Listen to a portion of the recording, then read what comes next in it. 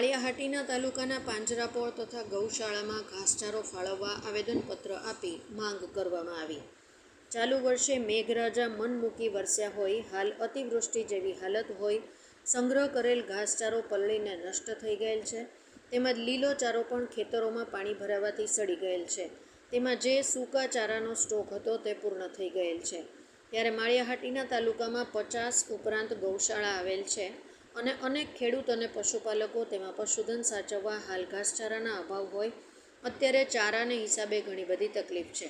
આ પશુધનને બચાવવા માટે ઘાસની ગાંસડીઓની તાતી જરૂર છે, તો વહેલી તકે દરેક સંસ્થામાં ઘાસ ફાળવવા માટે માંગ કરવામાં આવી છે।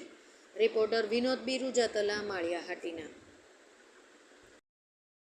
માળિયાહાટીના તાલુકા ગૌ સમિતિ વતી અમે આજ બધાએ માળિયાહાટીના પાંજરાપોળના તથા ગૌશાળાના સંચાલકો આજે ઘાસમય બહુ અછત છે અને વરસાદના હિસાબે ઘાસચારો નષ્ટ થઈ ગયો છે, લીલો ચારો પણ નષ્ટ થઈ ગયો છે, એટલે તાત્કાલિક ઘાસ ફાળવે એ માગણી માટે અમે આવેદનપત્ર મામલતદાર સાહેબને આપ્યું છે અને આ માગણી અમારી માગણી અમે મુખ્યમંત્રી સુધી પહોંચાડવાની એમને વિનંતી કરેલ છે।